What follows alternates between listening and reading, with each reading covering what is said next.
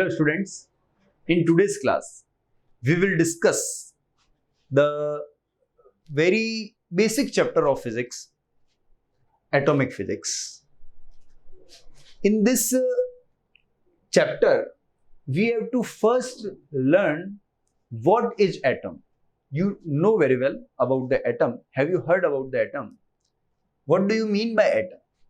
You know very well, atom is the smallest unit of a substance which cannot be further resolved, which cannot be further disintegrated, which cannot be further splitted. That is called as atom. Atom एक सबसे छोटी unit है जिसको आगे और तोड़ा नहीं जा सकता, स्प्लिट नहीं किया जा सकता. मिनिमम और स्मॉलेस्ट यूनिट. सबसे पहले ये तो एटम.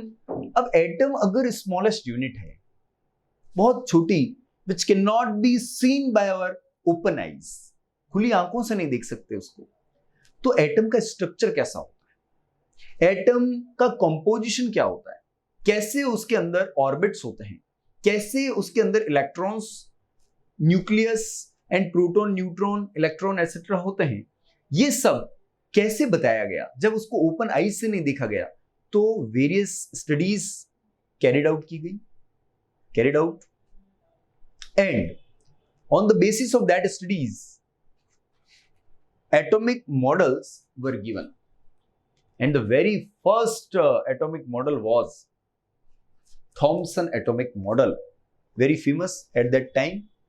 Thomson atomic model बहुत famous model था उस समय का, Thomson atomic model. According to Thomson, atom is spherical in shape. Atom का शेप बता दिया उसने कि atom is spherical in shape, and whole positive charge of atom is distributed throughout its entire volume. देखेंगे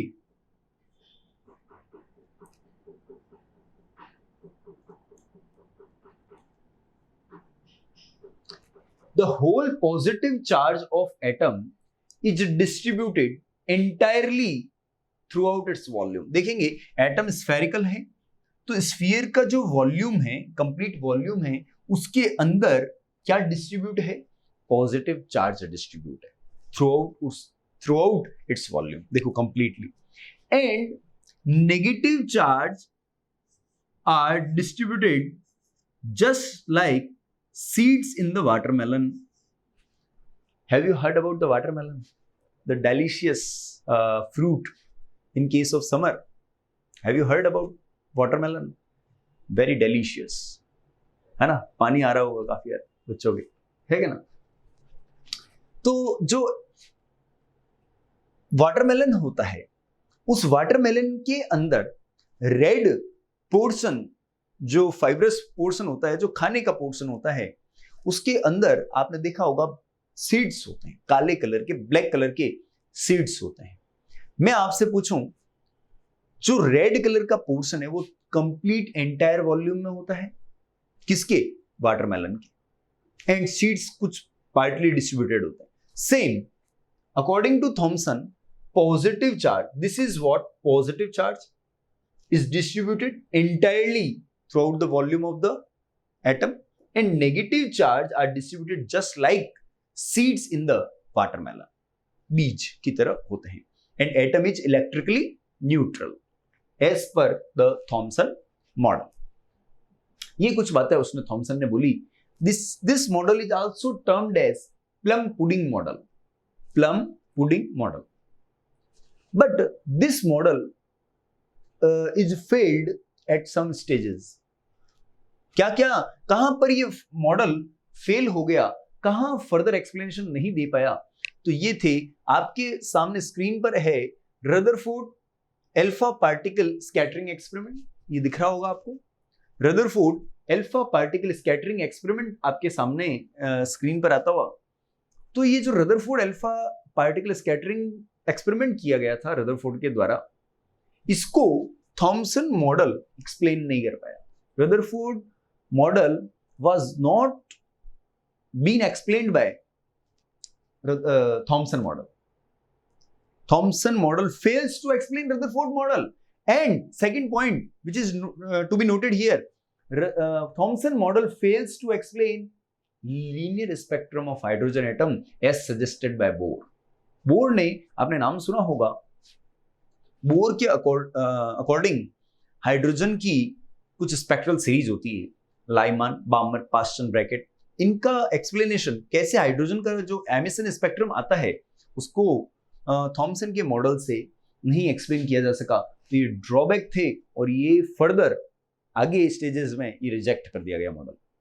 next, इस model के जो drawbacks थे उनको ओवरकम करते हुए नेक्स्ट मॉडल दिया गया रदरफोर्ड मॉडल. अब मॉडल ऐसे ही नहीं दिया जाता, उसके लिए कुछ एक्सपेरिमेंट्स करने पड़ते हैं. ठीक है, तो सबसे पहला जो रदरफोर्ड के जो स्टूडेंट्स थे, गाइगर एंड मार्सडन, इन्होंने एक रदरफोर्ड की गाइडेंस में, गुरु के सानिध्य में, रदरफोर्ड के गाइडेंस में एक एक्सपेरिमेंटल सेटअप जो आपको दिख रहा है, रदरफोर्ड का अल्फा पार्टिकल स्कैटरिंग एक्सपेरिमेंट कहते हैं इसको. क्या किया देखेंगे आप. उन्होंने क्या किया, एक लेड बॉक्स लिया. ये देखो लेड बॉक्स दिख रहा है आपको. इस लेड बॉक्स में एक ये ब्लैक कलर से जो मैंने डिनोट किया है वो है रेडियो एक्टिव सब्सटेंस पोलोनियम. ये रहा पोलोनियम. अब आप देखेंगे जो भी रेडियो एक्टिव सब्सटेंस होता है, रेडियो एक्टिव ऐसे सब्सटेंसेस होते हैं जो alpha, beta and gamma, alpha, beta and gamma particles का एमिशन करके डीके होते रहते हैं, डिसइंटीग्रेट होते हैं, सेल्फ डिसइंटीग्रेटेड. ये रेडियो एक्टिविटी फिनोमिनन कहलाता है. यानी अल्फा, बीटा और गामा पार्टिकल्स का ये एमिशन करेगा. तो ये जो रेडियो एक्टिव पोलोनियम है ये अल्फा पार्टिकल को एमिट करेगा, तो अल्फा पार्टिकल बाहर निकलना स्टार्ट होंगे. अब अल्फा पार्टिकल का नोटेशन होता है 2He4, doubly ionized helium atom. Doubly ionized helium atom alpha particle का नाम है.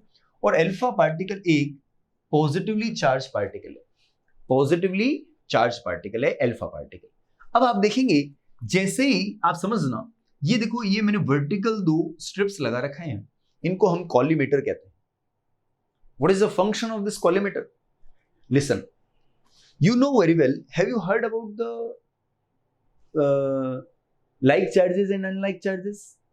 You know very well, like charges always repel and unlike charges always attract. छोटा सा प्लस प्लस को क्या करेगा, रिपेल करेगा, माइनस प्लस एक दूसरे को अट्रैक्ट करेंगे. तो आप देखेंगे अल्फा पार्टिकल पे क्या है, प्लस का चार्ज है.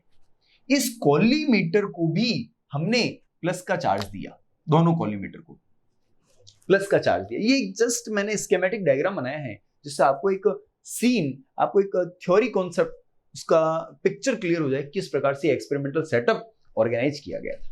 क्लियर सबको? Now see, this is the vertical strips collimator and collimator is positively charged. Now see,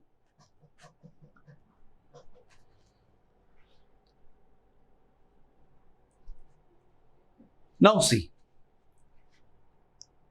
collimator is positively charged and alpha particle itself positive charge.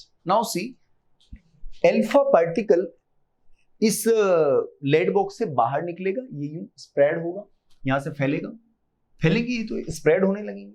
तो उसको फाइन बीम में convert करना है, fine beam में convert करना है. ये देखो फाइन बीम. अब हाउ इज इट पॉसिबल? तो listen to me.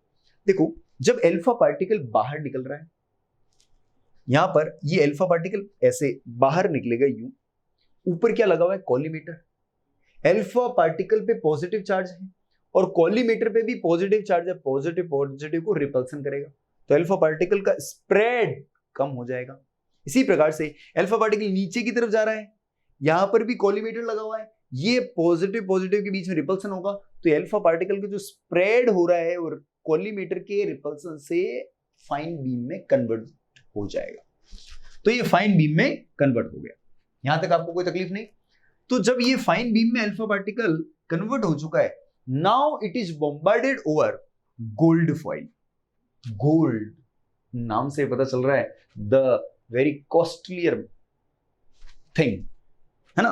Gold foil having thickness, very very thin gold foil is employed in this experiment, or thickness of the order of 10 to the power -8 meters.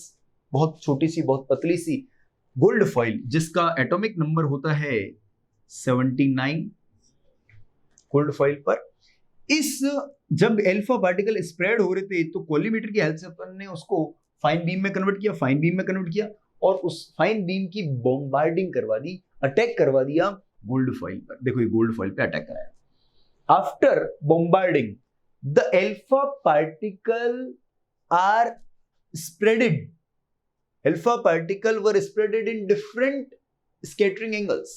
देखो कुछ alpha particle 0 degree पे निकल गए, कुछ alpha particle 15 degree पे scattered हो गए, scatter मतलब फैल गए अलग अलग डायरेक्शन में, कोई 30 डिग्री पर, कोई 45, कोई 90 डिग्री पर, कोई 60 डिग्री पर, इस प्रकार से डिफरेंट एंगल्स पर 120 डिग्री पर, इस प्रकार से डिफरेंट एंगल्स पर अल्फा पार्टिकल स्कैटर्ड हो गए, which is being calculated, which is being observed by this Geiger-Müller counter. Geiger-Müller counter, this counter is rotated over zinc sulphide coated circular graduated scale. देखेंगे ये एक सर्कुलर ग्रेजुएटेड स्केल है, experimental setup है, उसका circular scale पर ये counter, Geiger Muller counter, ये घूमता रहता है, स्लाइड करता रहता है, रोटेट करता रहता है। अब ये क्या करेगा, ये क्या करता है, पर्टिकुलर एंगल, जैसे ये मान लो 30 डिग्री एंगल है, 30 डिग्री एंगल पर कितने अल्फा पार्टिकल स्कैटर्ड हुए, कितने अल्फा पार्टिकल, मान लो 15 alpha particle are scattered at 30 degree angle, तो 30 डिग्री पर ये हमें कैसे पता चला 15 अल्फा पार्टिकल आए, तो ये बताएगा Geiger Muller counter alpha particle की काउंटिंग बताता है, काउंटर कहते हैं इसको, काउंट करने वाला, तो ये अल्फा पार्टिकल की काउंटिंग बताता है, और ये zinc sulphide coated circular graduated scale पर घूमता रहता है और डिफरेंट एंगल पर। अब जैसे मान लो ये यहां पर आया, तो ये यहां वाले कम एंगल के अल्फा पार्टिकल जो स्कैटर्ड हुए उनकी काउंटिंग बताएगा, और ऊपर जाएगा और यहां जाएगा तो ग्रेटर एंगल, ऑब्ट्यूज एंगल पर जो भी अल्फा पार्टिकल स्कैटर्ड हुए हैं उनकी काउंटिंग हमें एक्सप्लेन करेगा। तो क्लियर आपको, तो ये चीज आपको एक्सप्लेनेशन में समझ में आ जानी चाहिए, अच्छे से मैंने एक्सप्लेन कर दिया है। तो आप देख सकते हैं इसके अंदर सबसे पहले हमारे पास था लेड बॉक्स, इसके अंदर था रेडियो एक्टिव पोलोनियम, ये अल्फा बीटा और गामा, क्विक रिव्यू ले रहा हूं, alpha beta and gamma particles का इमिशन करेगा, and these are spreaded scattered in different direction. These alpha particles, scattered alpha particles are converted into fine collimated beam with the help of this collimator device, and are further bombarded over gold foil of thickness 10 to the power minus 8 meter. The alpha particles are scattered at different angles and their numbers are taken or observed by Geiger-Müller counter, which is rotated over zinc sulfide coated circular graduated scale. This is its theoretical analysis. Get it? Now, on the basis of this experiment, what the Rutherford observed. देखो कोई experiment होता है तो उसके कुछ observations आया करते हैं, कुछ रीडिंग्स आती है, कुछ मेजरमेंट्स आते हैं, तो रदरफोर्ड के जो ऑब्जर्वेशंस आए आप उनको आज अपन स्टडी करेंगे, समझना।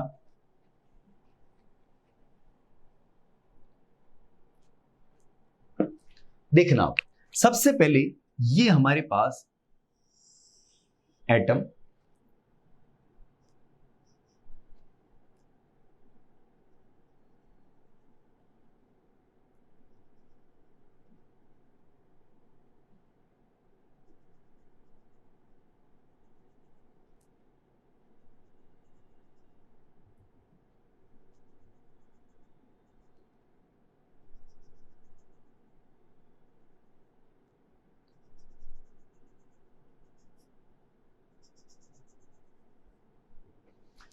आप देख सकते हैं ये मैं आपको समझा रहा हूं observations. Observations means some readings which were being taken from this experiment. Now see observations क्या क्या है, हम कुछ लाइंस डिस्कस करते हैं, A B C and D.